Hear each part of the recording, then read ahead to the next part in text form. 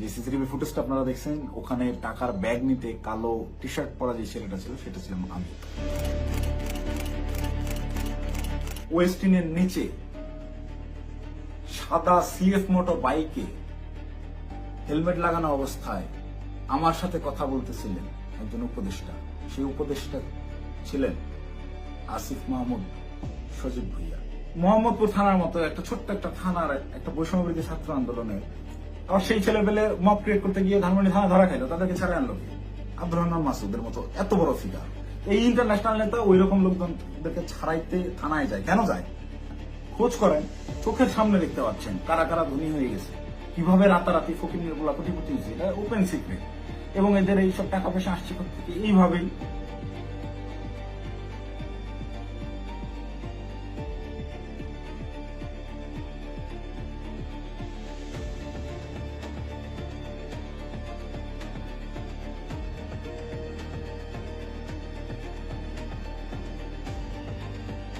আসসালামু আলাইকুম, আমি জানে আলম অপু। সম্প্রতি গুলশানে বরিশালের এই যে নারী এমপির বাসায় চাঁদাবাজির যে ঘটনার ভিডিও ফুটেজ ভাইরাল হয়েছে, যে সিসিটিভি ফুটেজটা আপনারা দেখছেন, ওখানে টাকার ব্যাগ নিতে কালো টি শার্ট পরা যে ছেলেটা ছিল সেটা ছিলাম আমি। আপনারা এই একটি সিসিটিভি ফুটেজের মাধ্যমেই দেখেছেন যে বৈষম্যবিরোধী ছাত্র আন্দোলনের সমন্বয়করা চাঁদাবাজিতে জড়িত। আপনাদের যে সমন্বয়করা গত বছর আন্দোলনে আপনাদের কাছে মহানায়ক ছিল, তারা হয়ে গেল চাঁদাবাজ।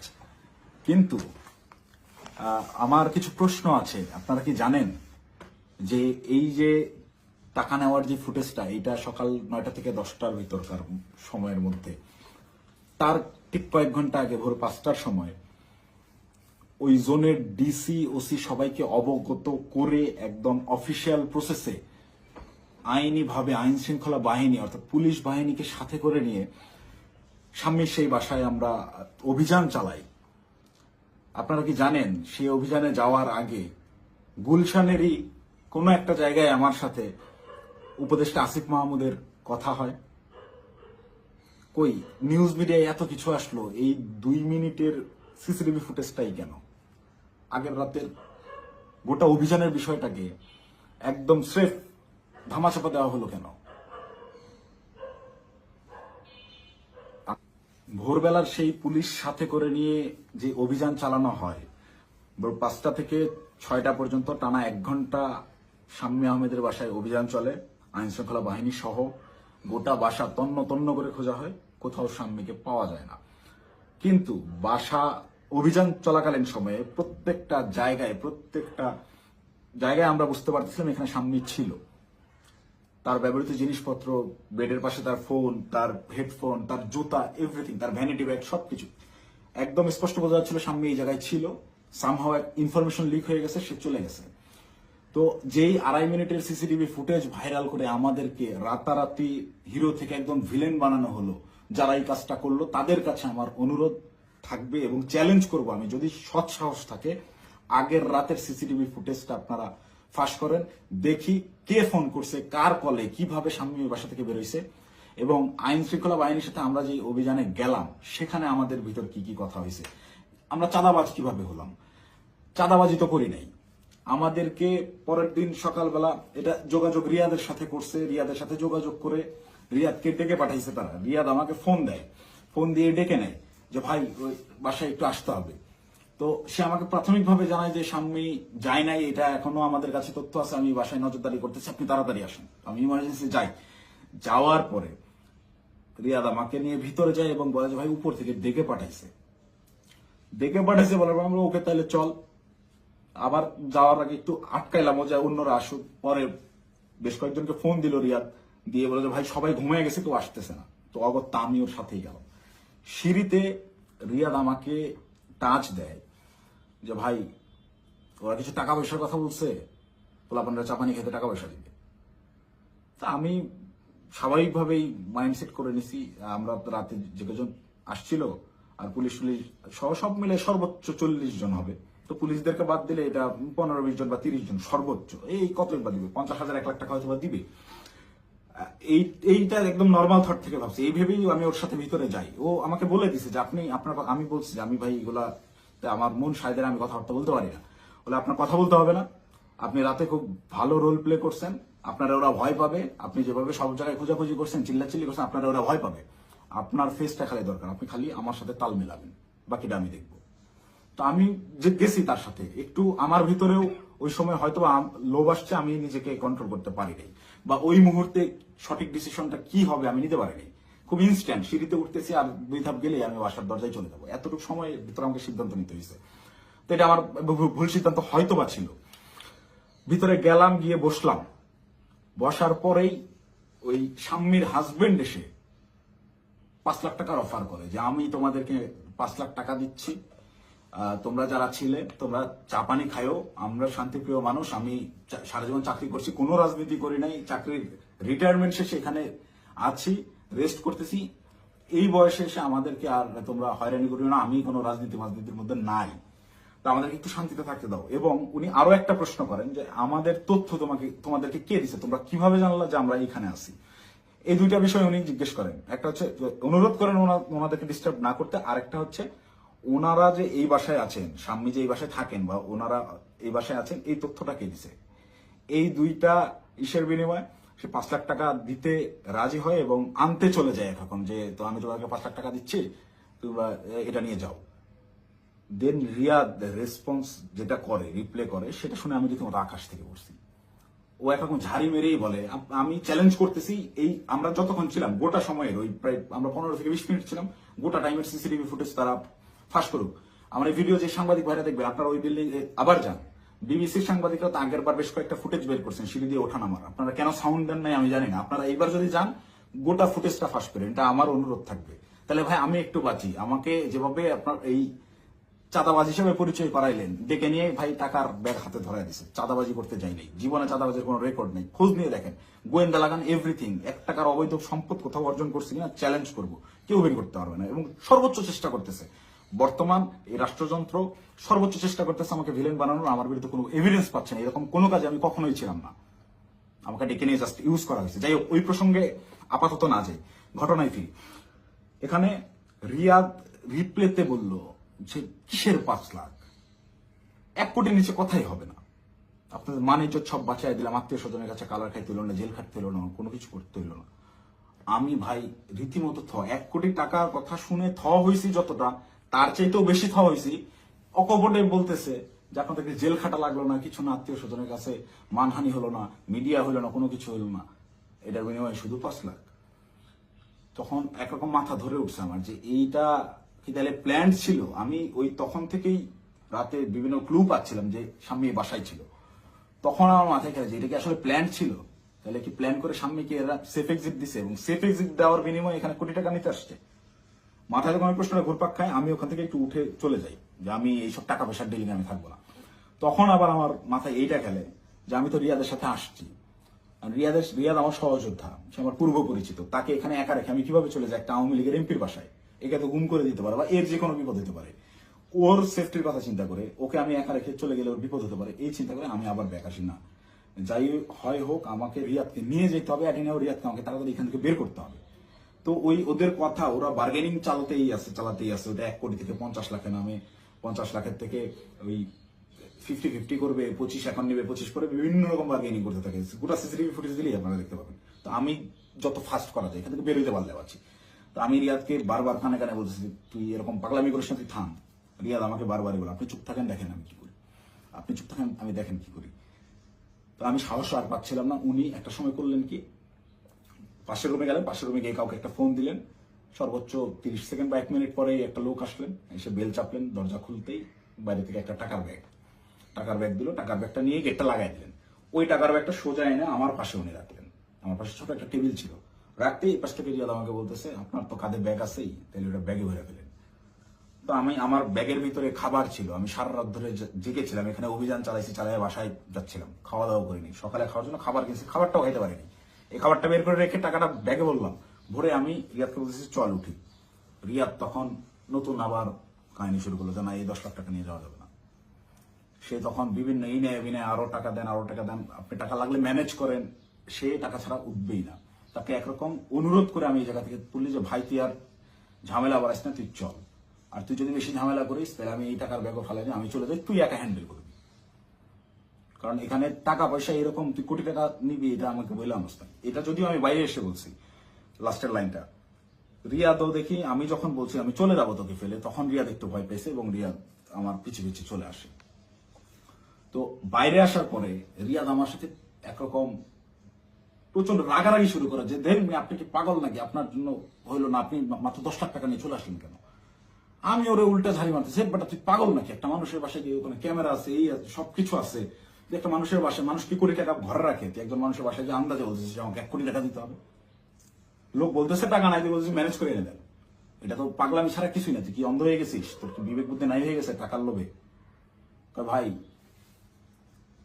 ভাই তো আমার 1 কোটির কথাই বলে দিছে। আমি মানে প্রশ্ন যে করব কোন ভাই, এটা প্রশ্ন করার আগে দেখি রিয়াদের চোখ মুখ শুকায় গেছে, মানে সেও আতঙ্কিত, তাকে 1 কোটির কথা বলে দেওয়া হয়েছে। এই 1 কোটি কেন আনা হইলো না, বা আমি যে বাধাগ্রস্ত করছি আমার জন্য সে 1 কোটি আনতে পারলো না, এটার জন্য সে আমার উপরে বিরক্ত এবং সে নিজেও নার্ভাস। রিয়াদের চোখে মুখেও দেখি চিন্তার ছাপ। পরে বললাম কোন ভাই, কখন বললো তোরে, কার সাথে কথা বলছিস আমি যাওয়ার পরে। বলছে রাতে কোন ভাই আসছিল দেখেন নাই। তখন আমি 30 সেকেন্ডের মতো চুপ করে থাকি, ভাবতে থাকি। যখন রাতে কোন ভাই আসছিল এইটার সমীকরণটা আমার মাথায় মেলে এবং রিয়াদকে আমি বলি যে ভাইয়ের সাথে কথা বলে আসলাম তুই কি সেই ভাইয়ের কথা বলতেছিস। রিয়াদ বলে হ্যাঁ। কয় আপনি বুঝতেছেন না, ওখানে ক্যামেরা আছে, সবকিছু আছে, সবকিছুর সামনে আমি 1 কোটি টাকার সাহস করতেছি, এটা কি এমনি। তখন আমার কাছে একটু হলেও বিশ্বাসযোগ্য মনে হচ্ছে যে না আসলে এইটুকু একটা ছেলে, ও 1 কোটি টাকা চেয়ে ফেলছে, ক্যামেরা আছে এটা জেনে সহ, ও জানে। কিন্তু এই বাসায় আমরা 3-4 ঘন্টা আগেও পুলিশ সহ অভিযান চালাই গেছি, বাসার কোথায় কি আছে সব জানা। ও খুব ভালো মতো জানে এখানে সিসিটিভি ক্যামেরা আছে, সব রেকর্ড হচ্ছে। তারপর ও বিন্দু পরিমাণ ভয় ছাড়া ও অকপটে 1 কোটি টাকা চেয়ে ফেলছে। তাহলে অবশ্যই ওর কথার কিছুটা হইলেও সত্যতা আছে, ওর পেছনে ওই রকম ব্যাকআপ আছে। তো আমি একরকম মন খারাপ করে চলে যাচ্ছি, আমার মাথায় কিছু কাজ করতেছে না। তো রিয়াদ আমাকে জোর করে টেনে রিক্সায় তুলে ওই টাকার ব্যাগ সহ ঢাকার বিভিন্ন জায়গায় ঘোরাঘুরি করতে গেছে, আমাকে বিভিন্নভাবে কনভিন্স করতে গেছে। ভাই উনি তো বলছে, আমি নেমে আসার পরেও রিয়াদ গেটে ছিল, ওদের সাথে বার্গেনিং করে আসছে, 2 দিন সময় দিয়ে আসছে যে 2 দিন পর আমরা আবার আসবো, এটা বলে আসছে। তো আমাকে বলতেছে ভাই ওনাকে 2 দিন সময় দিয়ে আসছি, 2 দিন পরে কিন্তু আসতে হবে, আমাদেরকে টাকা তুলতে হবে। আমি ওর কথা বাড়াইলাম না, বললাম দেখা যাবে। আমি খালি চাচ্ছিলাম এখান থেকে আমি কাটতে পারলে পাচ্ছি, আমি কিসের মধ্যে পড়ে গেছি। এইভাবে রিয়াদ চলে গেল ওখান থেকে ওই ওর বাসার দিকে, খুব সম্ভবত এটা মধ্যবাড্ডা বৈঠাখালী নামের একটা জায়গায় যাবে, সেই জন্য একটা সিএনজি নিল এবং আমাকে ছেড়ে দিল। আমি আমার মতো চলে গেলাম এবং যাওয়ার সময় আমি ওকে জিজ্ঞেস করলাম তুই টাকাগুলা কি করবি। ও বলছে ভাই পোলাপান যেগুলো আসছে পোলাপানদেরকে দিতে হবে, তারপর ওই বাকি টাকাও তুলতে হবে, সব টাকা একসাথে তুলে তারপরে তো এটা ভাগাভাগির হিসাব। আমরা টাকাই তো তুলতে পারলাম না, এটা তো যা দিচ্ছে এটা তো আজকের পোলাপানেরই খরচ, পোলাপানের চাপানি খাইতে দিচ্ছে।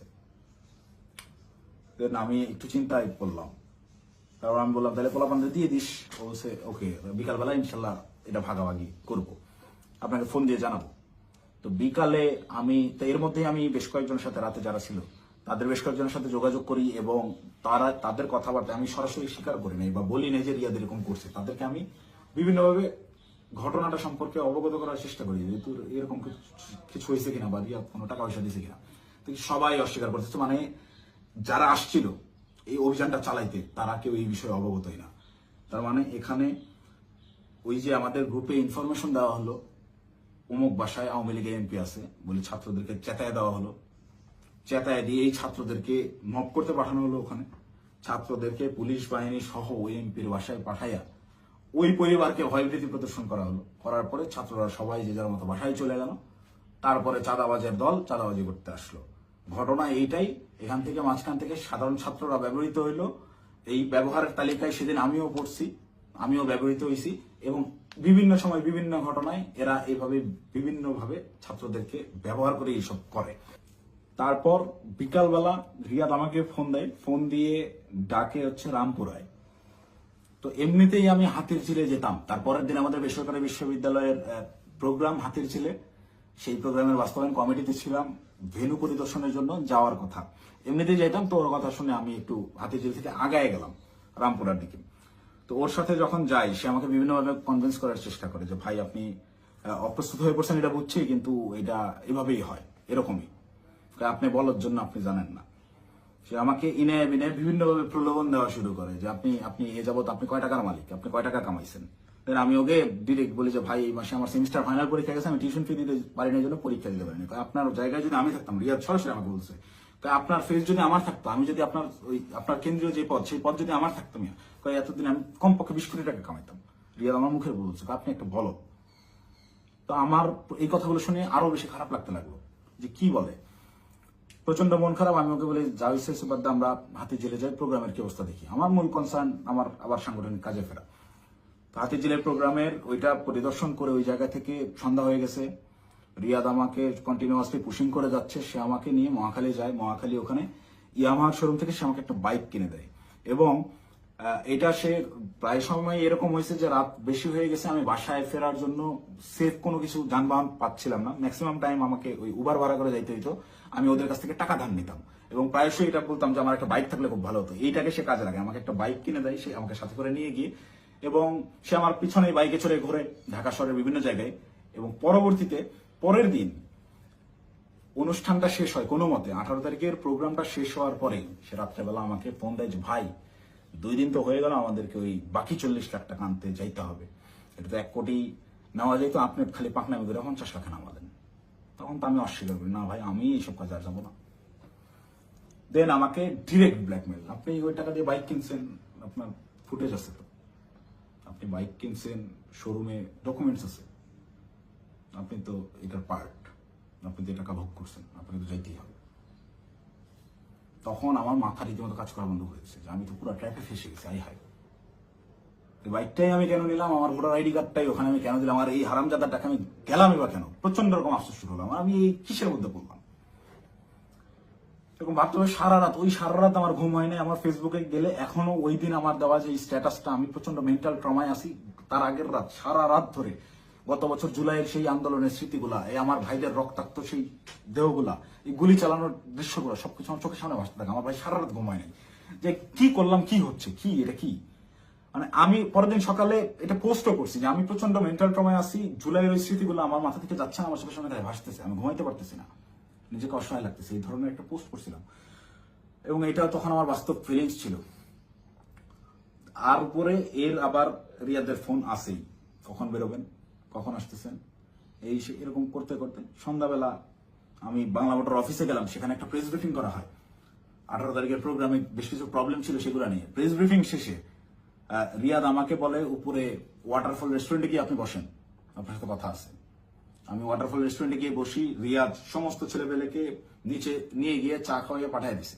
পাঠিয়ে দিয়ে সে ওয়াটারফলে আসে এবং আমাকে বলে যে সোজা সাপটা এখন যাইতে হবে, গিয়ে টাকাটা নিয়ে আসতে হবে।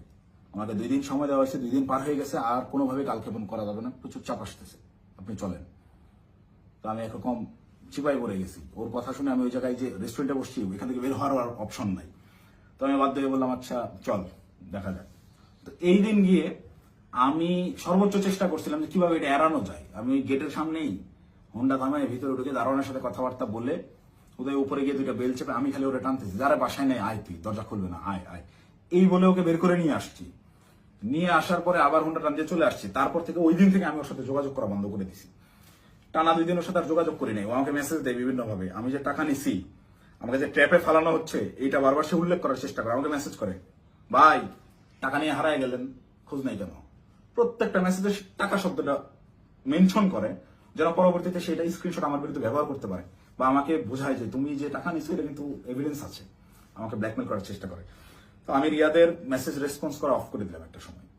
এবং যখন দেখলাম আমি ট্র্যাপে ফেসে গেছি এবং ওরা যা বলে আমাকে তাই করতে হবে, তখন আমি রিয়াদের সাথে সম্পূর্ণরূপে যোগাযোগ করা বন্ধ করে দিই এবং রিয়াদকে বলি তুই যদি আমাকে এইগুলো নিয়ে চাপ দিস তাহলে আমি কিন্তু সমস্ত কিছু ফাঁস করে দেবো এবং ওই বাসায় তুই যদি আরেকবার যাস, আমি এখনই ওই বাসার লোককে ফোন দিব, সে যেন থানায় বলে রাখে, পুলিশ দিয়ে তোদের যেন ধরায় দেয়, অথবা এই সিসিটিভি ফুটেজ যেন ফাঁস করে দেয়, আমার যা হবে হবে, তোদের এইসব আমি আর মানতে পারতেছি না। দেন রিয়াদও ভয় পেয়ে যায়, একরকম ও আমাকে থ্রেট মনে করা শুরু করে। ও দেখি রিয়াদ আর ভয় আমার সাথে যোগাযোগ করতেছে না। এবং সর্বশেষ যে ঘটনাটা ঘটে, রিয়াদ যেদিন ধরা খায় সেই দিন সে আমাকে না জানায় গেছে, সে আমাকে থ্রেট মনে করা শুরু করে। এবং এইটা সে তার উপর লেভেলের যে ভাইরা আছে, যে ভাইরা তাকে নিয়ন্ত্রণ করে, সেই ভাইদেরকে সে জানায় যে অপু এটা পজিটিভলি নেয় নাই, প্রচুর সমস্যা করতেছে। আর আসলে পজিটিভলি নেওয়ার মতো না, এই এক্সপিরিয়েন্স আমার লাইফে ফার্স্ট টাইম।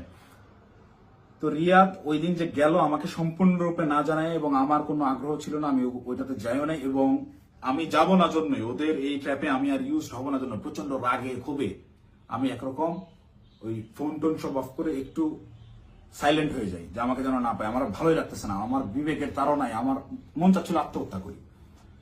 মানে আমার কিছু করার নাই, ওরা ব্ল্যাকমেল করা শুরু করছে, আপনি হুন্ডা কিনছেন, এই করছেন সেই করছেন। রিয়াদ যেদিন অ্যারেস্ট হয়ে প্রথমে থানায় গিয়ে প্রথম স্টেটমেন্টই এটা দিছে যে এই জায়গায় চাঁদাবাজি জানে আলম অপু করছে, টাকা জানে আলম অপু নিছে, সেই টাকা দিয়ে সে বাইক কিনছে। মানে এইটা পূর্ব থেকেই ওকে শেখানো স্টেটমেন্ট। টাকা নিলে 10 লাখ, থানায় গিয়ে সাংবাদিকদের সামনে বলতেছে যে এরা 5 লাখ টাকা দিচ্ছে, 5 লাখ টাকায় জানা আলম অপু নিছে, নিয়ে 3 লাখ টাকা দিয়ে বাইক কিনছে, বাকি টাকা ওর ওয়াইফের চিকিৎসায় খরচ করছে। মুখস্থ বয়ান বলে দিবি, তুই কি জানাস আমার ওয়াইফ অসুস্থ কিনা? আন্দাজ একটা কথা যে বলে দিল। আমার ওয়াইফের গত 6 মাসে ওইরকম মেজর কোনো অসুস্থতা আসে নাই যে যার জন্য মেডিকেলে টাকা দিতে হবে। যাই হোক, রিয়াদ অ্যারেস্ট হয়ে থানায় গিয়ে যখন প্রথম স্টেটমেন্টটাই আমার বিরুদ্ধে দিল, এবং ওই জিনিসগুলো যখন আমি দেখলাম যে আমার সিসিটিভি ফুটেজ ভাইরাল করা হয়েছে, এবং রিয়াদ রিমান্ডে তো গেল পরে, আমি রিমান্ডে যাওয়ার পর স্টেটমেন্ট দিলেও আমি বলতে পারতাম যে সে নির্যাতনের ঠেলায় হয়তোবা নিজে বাঁচার জন্য দোষ আমার উপর পার করেছে। তা না, সে অ্যারেস্ট হয়ে থানায় গিয়ে প্রথম স্টেটমেন্টই দিচ্ছে আমার বিরুদ্ধে যে এইগুলো সব জানালো মুখ করছে। এটা তার শেখানো বলে ছিল, তার উদ্দেশ্য ছিল আমাকে কর দেওয়া। এবং এখন পর্যন্ত রিয়াদের বিষয়টাকে ইচ্ছাকৃতভাবে মিডিয়া ট্রায়ালে রাখা হয়েছে, যতক্ষণ পর্যন্ত আমাকে না ধরতে পারবে,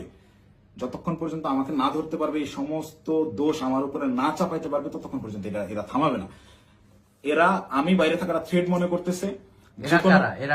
আমি আসতেছি, যে কোনো সময় আমি অ্যারেস্ট হয়ে যেতে পারি, আমাকে ওই হাসিনার মতো গুম করা হবে। হাসিনা যেভাবে নিয়ে আয়না ঘরে রাখতো মানুষজনদেরকে, কেউ জানতো না, বলতো সে নিজে একা একা হারায় গেছে।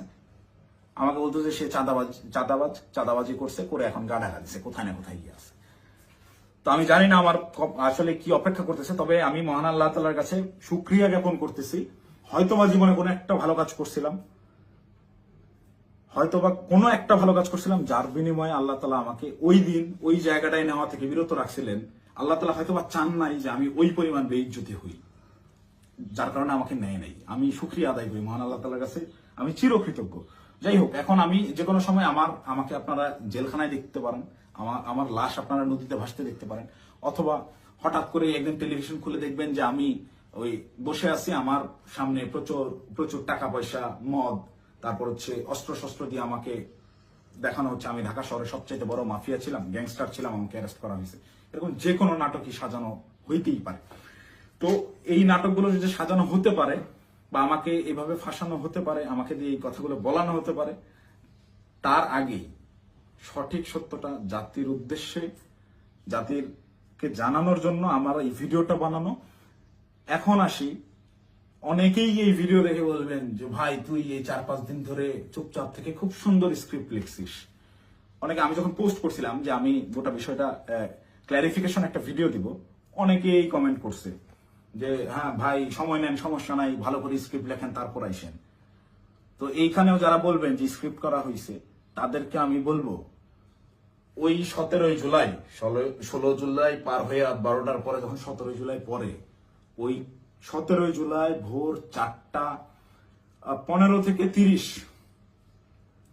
এই 15 মিনিট সময়, কিংবা 4:10 থেকে 4:30, এই 20 মিনিট, বা আমি যদি আরো 10 মিনিট বাড়াই, 4:10 থেকে 4:40 পর্যন্ত 30 মিনিট আমি বললাম, এই 30 মিনিটের ওই যে গুলশান 2 মোড় পার হয়ে যেই 5 স্টার হোটেলটা, ওয়েস্টিন ইন্টারন্যাশনাল যে হোটেলটা, এই ওয়েস্টিনের নিচে সাদা সিএফ মোটো বাইকে হেলমেট লাগানো অবস্থায় আমার সাথে কথা বলতেছিলেন একজন উপদেষ্টা।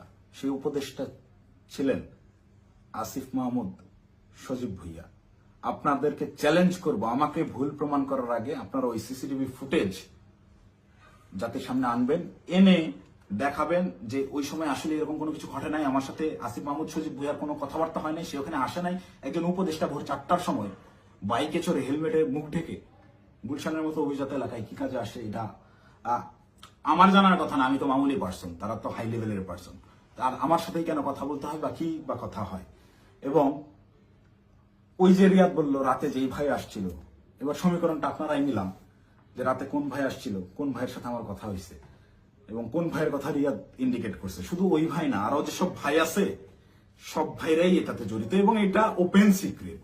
এই সকল ভাইরা, এই যে আমাদের আসিফ মাহমুদ সজীব ভুইয়া ভাই সেদিন যে সিএফ মোটো বাইকটা নিয়ে আসছে, এই রাত্রেবেলা বাইক রাইডিং করতে সে গুলশানে আসছে, ওই ওয়েস্টিনে 5 স্টার হোটেলে ছাড়া সে বসে না কোথাও।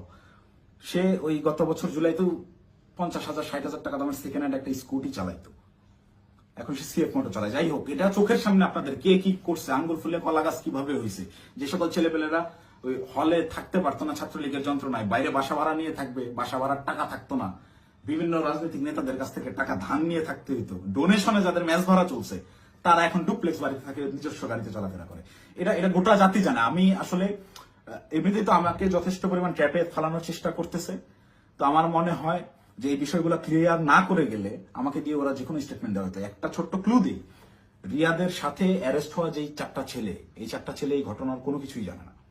এই 4টা ছেলেকে রিয়াদ একইভাবে আমাকে যেরকম বলছে ওই সাময়িকা পাওয়া গেছে আপনি আসেন এই বলে নিয়ে যে ব্যবহার করছে, ওই আমাকে খালি বলছে যে আপনি রাতে অনেক ভালো ভূমিকা রাখছেন, আপনার ফেসটাই আনাফ, আপনারা দেখলেই ভয় পাবে ওরা। ঠিক তেমনই ভাবে একটা ছেলে পেলে নিয়ে গেছে যে তোদের কিছু করতে হবে না, তোরা খালি চুপচাপ দাঁড়ায় থাকবি, যা করার আমি করবো। এইরকম কোন একটা প্রলোভন দিয়ে ছেলেগুলোকে নিয়ে গিয়ে ফাঁসাইছে। ফাঁসানোর পরে এরা রিমান্ডে গেল। এরা কি হত্যা করছে ভাই? 10 দিনের রিমান্ড কেন লাগবে? 10 দিনের রিমান্ড এই কারণেই চাওয়া হয়েছে বা 7 দিনের রিমান্ড এই কারণেই দেওয়া হয়েছে যে ঠিক ততক্ষণ পর্যন্ত এদেরকে জিজ্ঞাসাবাদ করা হবে যতক্ষণ পর্যন্ত এরা তাদের দেওয়া স্ক্রিপ্টেড দেওয়া বক্তব্য নিজেরা প্রকাশ না করতেছে। ভাই এই একটা চাঁদাবাজি সিসিটিভি ফুটেজ সব আছে, এইটা তদন্ত করতে 7 দিনের রিমান্ড লাগে না, এটা বুঝতে রকেট সায়েন্স লাগে না। এখন ওই ছেলেগুলা যারা চাঁদাবাজিতে মানে গোটা ঘটনার সাথে কোনোভাবেই কানেক্টেড না, এই ছেলেগুলা আমি নিউজ দেখলাম প্রাথমিকভাবে স্বীকার করে নিচ্ছে চাঁদাবাজি জড়িত থাকার কথা। তারা জড়িত না থেকেও জড়িত থাকার কথা স্বীকার করে নিচ্ছে। মানে এদের উপরে কি পরিমাণ চাপ আসছে হিসাব করে দেখেন, আপনারা ভেবে দেখেন। তো আমার মাথায় এইটাই ঘুরতেছে যে আমাকে ধরার পরে আমাকে কি পরিমাণ চাপ প্রয়োগ করবে, আমাকে কি না কি বলাবে। তো এইসব কি না কি বলে ওদের ওইসব প্যাচের মধ্যে আমি আর নাই। আমি সত্যটা বলে গেলাম, এখন যদি আমাকে গুম করে, আমাকে খুন করে, যাই করুক, আমি ভিডিওতে যা বলে গেলাম এটা শতভাগ সত্য, আমি দায়িত্ব নিয়ে বলতেছি। আমি আপনারা অনেকেই আমার পরিচিত মানুষজনদের ভিতরে অনেকেই ভিডিওটা দেখবেন যারা আমার সহযোদ্ধা, যারা আমার সাথে এতদিন চলাফেরা করছেন এবং যারা আমার সম্পর্কে জানেন, যারা আমার শুভাকাঙ্ক্ষী, তারা অবশ্যই এই কথাগুলো বিশ্বাস করবেন। তারা জানেন আমি ওই রকম দুর্নীতির সাথে যুক্ত হতেই পারি না এবং আমাকে তারাও ইউজ করে সুবিধা করতে পারে নাই। সুবিধা করতে পারে নাই জন্যই আমাকে আটকে দেওয়ার এত চেষ্টা। তো আমি যদি গুম হয়ে যাই, খুন হয়ে যাই, নিখোঁজ হয়ে যাই, যাই হোক, আমাকে যাই করুক, আপনারা দয়া করে এই সত্যটা জেনে রাখবেন, এইটাই প্রচার করবেন। অপু চাঁদাবাজ ছিল না এবং জুলাইকে বিক্রি করে চাঁদাবাজি যারা করতেছে, যারা ধনী হয়েছে, ফকিরের পোলারা কোটিপতি হয়েছে, তাদের বিরুদ্ধে আওয়াজ তুলতে গিয়ে অপু নিজেই চাঁদাবাজ হয়ে গেছে, ষড়যন্ত্রের শিকার হয়ে। ভাই আমি যদি চাঁদাবাজি করতাম, ভাই এই 1 মাস আগে আমার ইউনিভার্সিটিতে আমার সেমিস্টার ফাইনাল পরীক্ষা গেল, মাত্র 60 থেকে 70,000 টাকার মতো আমার ডিউ ছিল। এই 60-70,000 টাকা আমি দিতে পারিনি, এই জন্য পরীক্ষা দিতে পারিনি। আমি এনসিপির পদযাত্রায় গেলাম 5 তারিখে পদযাত্রা আমার জেলায় ছিল, আমি 4 তারিখে গেছি। আত্মীয় স্বজন, বাসার ফ্যামিলি মেম্বার সবাই জানে যে আমি আমার জেলায় সমাবেশ, এই কারণে আমি পরীক্ষা দিচ্ছি না। আসলে আমি টাকার অভাবে পরীক্ষা দিইনি। আপনার ইউনিভার্সিটিতে খোঁজ নিয়ে দেখেন, আমার পোর্টালে গিয়ে দেখেন আমার ডিউ কত টাকা। আমি রেজিস্ট্রার স্যারকে মেইল করছিলাম যে স্যার আমাকে পরীক্ষা দেওয়ার পারমিশন দেওয়া যায় কিনা, তারা আমাকে পরীক্ষা দেওয়ার পারমিশন দেয় নাই ডিউ রেখে। আমি এনসিপির সমাবেশে যাই 4 তারিখ, আমার বউয়ের কাছ থেকে 4,000 টাকা ধার নিয়ে যাই এবং ওই টাকা শেষ হওয়ার পরে আরেক ফ্রেন্ডের কাছ থেকে 2,000 টাকা ধার আনি। এভাবে ধার দেনা করে চলা লোক আমি যদি চাঁদাবাজি করতাম, ওদের মতো কোটি কোটি টাকার মালিকই হইতাম, ওদের সাথে লিয়াজো করে এইসব করতাম, আমাকে এত কষ্ট দিন যাপন করতে হইতো না। তো আমাকে চাঁদাবাজের যে নাটক করে আমাকে চাঁদাবাজ বানায় ভিলেন বানানো হইলো, এদের জন্য, এদের সাথে থেকে জুলাই এইরকম সংগ্রাম করছি, মানে আমার মাথায় খেলে না। আমি জুলাইতে, আপনারা যারা আমাকে আগে থেকে চেনেন তারা দেখছেন কিভাবে আমি একদম মুমূর্ষু অবস্থায় হাসপাতালে 13 দিন 14 দিন পড়েছিলাম। 30% 40% রিকভার করছি। অর্ধেক অসুস্থ অবস্থায় হাসপাতালের বেড থেকে চিকিৎসাধীন অবস্থায় আমি উঠে গিয়ে আবার আন্দোলনে যোগ দিয়েছি। আমার মন মানতেছিল না, আমার বিবেক কোনোভাবেই থামতেছিল না, আমার মস্তিষ্ক ওই মাঠেই পড়েছিল না, আমার ভাইদেরকে হত্যা করতেছে, এটা আমি মানতে পারবো না। তো একইভাবে এই চাঁদাবাজের ঘটনায় যেভাবে আমি ফেসে গেলাম, আমার মাথায় এটাই ঘুরছে, না এটাতে আর সায় দেওয়া যায় না, এটা আমি সায় দিতে পারবো না। সেদিন থেকেই আমি বিরূপ আচরণ শুরু করি, এইসব চিন্তা ভাবনা আমার মাথায় ঘুরতে থাকে। আমি ওই জুলাই যে সংগ্রাম আপনাদের জন্য করছিলাম সেই সংগ্রাম সবসময় জারি রাখবো। আমি কখনো চাঁদাবাজি করি নাই ভাই, ওইটা আমার রক্তে নাই। আমার মায়ের ফোন গত 8 দিন ধরে আমি ধরার সাহস করি না। আমার মামাকে কন্টিনিউয়াসলি ফোন দিয়ে যাচ্ছে। আমার আম্মা আমাকে ওই শিক্ষা দেয় না, আমার বাবা আমাকে ওই শিক্ষা দেয় না। আমি মার ফোন ধরে যে হ্যালো বলবো, এই হ্যালো বলার সাহস আমি করতে পারিনি এখন পর্যন্ত। আম্মুকে আমি হ্যালো বলার পরে উত্তরটা কি দিব? আমাকে আপনারা চাঁদাবাজ বানায় দিলেন ভাই। আমার মাথায় গেল, আমার ওয়াইফ আমাকে ফোন দিয়ে বলতেছে যে আমার হাজবেন্ড চাঁদাবাজি করে, এটা আমাকে দেখতে হইলো। এটা দেখার আগে আমি আত্মহত্যা কেন করলাম না, আমার মৃত্যু কেন হলো না? তুমি দয়া করে এই মুখটা তোমার আমাকে আর দেখাইবা। আমি আমার ওয়াইফের ফোন এখন পর্যন্ত আর ধরার সাহস করি না, ওই যে ফোনটা কাটছি। মানে আমার জীবনটাকে এইভাবে কি, যেই লোকজন আমাকে নিয়ে গর্ব করতো, আমার যেসব আত্মীয় স্বজন ভাই ব্রাদার যারাই ছিল, যারা গর্ব করতো আমাকে দিয়ে, তারা দেখে আমাকে নিয়ে উল্টাপাল্টা লিখতেছে ফেসবুকে। যে সকল লোকজন বিভিন্ন রকম কাগজপত্র, অমুকের মামা, তমুকের খালা, অমুকের বউ, এরে ট্রান্সফার, ওরে প্রমোশন, আমার বাসায় কমপক্ষে 100 জন বিশেষ ক্যাডারের সিভি বইরা আছে, যারা আমার পিছে পিছে ঘুরছে, এই কাজ করে দেবো, ওই কাজ করে দেবো। এইসব লোকজন কোটি কোটি টাকার অফার, এগুলো কাজ আমি করি নাই জীবনে, করে সচিবালয় গিয়ে তদবির করি নাই। এদের কোনো প্রবলেম না, আমার এগুলো আমি বলে রেখে যান, দেখা যাবে হোয়াটসঅ্যাপে মেসেজ, ভাই দেখতেছি, পরের দিন থেকে আমি ইগনোর করি রীতিমতো। আমাকে কোনো প্রলোভনে এরা কেউই ফেলতে পারেনি। কিন্তু আপনাকে মানে চাঁদাবাজ আপনাকে বানাবে কেন? চাঁদাবাজ বানাবে কেন? এই যে আমাকে ঘটনাটাই সিস্টেমেটিক্যালি রিয়াদ আমাকে ইনভলভ করে ফেললো। রিয়াদ তো আর জানতো না যে আমি এইভাবে রিয়াক্ট করে ফেলবো। রিয়াদ এটা কন্টিনিউয়াসলি করে, রিয়াদের বিরুদ্ধে প্রচুর অভিযোগ। ওর পেছনে শুধু ওর ওই মাঝরাতের ওই ভাই না, আরো অনেক ভাই জড়িত। ওকে অনেক ভাই শেল্টারতে, সেসব ভাইদের সাথে রিয়াদের কত ঘনিষ্ঠ সম্পর্ক, তার ছবি আপনারা দেখছেন।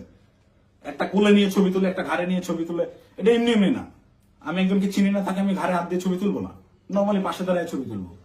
হ্যাঁ, ব্যাপার আছে অনেক। ছবি তোলার ধরন, কথাবার্তার ধরন, আই কন্ট্যাক্ট, ওইগুলো থেকে বোঝা যায় কার সাথে কিরকম সম্পর্ক। ফাইনালি এই যে আটকের যে নাটকটা, ভাই দেশে কত কি হয়ে যাচ্ছে। এই সামান্য 10 লাখ টাকার জন্য এত বড় নাটক, এই 4 দিন 5 দিন ধরে মিডিয়ায় এই আর এই, এটা এমনি এমনি না ভাই। এখানে পেছনে রাঘব বলদেরকে ঢাকার জন্য এই চুনোপুটিদেরকে বলির পাঠা বানানো হয়েছে। এদেরকে আমি হলপ করে বলতে পারি, আমি যতদিন অ্যারেস্ট না হচ্ছি, এই ঘটনায় আমার উপর দোষ চাপানো না হবে, ততক্ষণ পর্যন্ত মিডিয়ার ট্রায়াল থামবে না। যদি আমি এই ভিডিওটা না দিতাম, আমাকে ধরে নিয়ে ভিলেন হিসাবে বানাই দিয়ে গোটা ঘটনা ধামাচাপা দিয়ে দিত। বাট সামহাউ আল্লাহ চাইছেন আমি ওই দিন ওখানে যাই নাই, এবং আমি না যাওয়ার কারণটাও এই সত্যটা জেনে যাওয়া। আমি যখন এই সত্যটা জানছি, তখন থেকেই আমার বিবেকের তাড়নায় আমি একরকম আমার মাথা পাগল হয়ে গেছিল। একবার আমার আত্মহত্যার সিদ্ধান্ত নিচ্ছিলাম, একবার কি করবো ভেবে পাচ্ছিলাম যে আমি কোথায় এসে পড়লাম। এখন এরা আমাদেরকে দিয়ে, এরা আমাদের ছাত্রদেরকে ইউজ করে এইভাবে মব ক্রিয়েট করে চাঁদাবাজি করতেছে। আরে ভাই, এই ছাত্রদের রক্তের উপরে যারা এরা উপদেষ্টা হয়েছে, মানে নর্মাল থিঙ্কিং করেন। আপনি যখন এটা ভাববেন, আপনি ওই দিনগুলো যখন স্মরণ করবেন, আপনার চোখের সামনে একজন গুলি গেছে, রাস্তায় রক্ত পড়ে আছে, রক্তটা আপনার চোখের সামনে ভাসতেছে। এই রক্তের উপরে দাঁড়ায় থাকা একজন লোক যখন এই রক্ত যারা ঝরাইছে সেই সকল ছাত্রদেরকেই আবারও ইউজ করে স্বার্থ হাসিল করতেছে। আমি তো মিথ্যা কথা বলতেছি না, খোঁজ করেন, চোখের সামনে দেখতে পাচ্ছেন কারা কারা ধনী হয়ে গেছে, কিভাবে রাতারাতি ফকির নির্মলা কোটিপতি হয়েছে, এটা ওপেন সিক্রেট।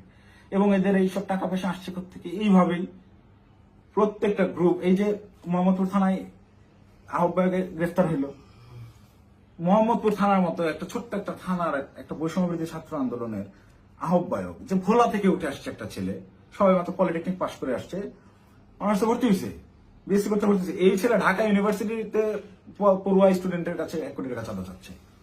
আর সেই ছেলে পেলে মব ক্রিয়েট করতে গিয়ে ধানমন্ডি থানা ধরা খাইলো, তাদেরকে ছাড়া আনলো গিয়ে আব্দুল রহমান মাসুদের মতো এত বড় ফিগার। আব্দুল রহমান মাসুদ তো এখন ইন্টারন্যাশনাল নেতা হয়ে গেছে। সে একটা সেদিন একটু ইসে দেখলাম, সে বলছে আমাকে দেশের সবাই চিনে, ইন্টারন্যাশনাল নেতারাও চিনে, সে ইন্টারন্যাশনাল নেতা হয়ে গেছে। এই ইন্টারন্যাশনাল নেতা ওই রকম লোকজনদেরকে ছাড়াইতে থানায় যায় কেন যায়? ওই রাব্বি নাম ছিল ছেলেটার, মোহাম্মদপুরের রাব্বি, ওই রাব্বি যদি কট খায় ওই জায়গায়, আব্দুল রহমান মাসুদের নামটা ফ্ল্যাশ হয়ে যায়।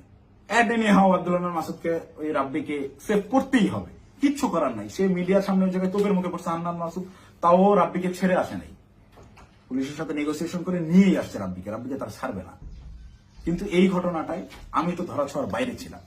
রিয়াদকে তারা সেভ দিলেও আমি তো বাইরে ছিলাম, যে কোনো মুহূর্তে ফাঁস করতে পারি। এই ভয়ের জায়গা থেকে রিয়াদকেও আর বাঁচায় নাই যে দুইটাকেই আটকাতে হবে।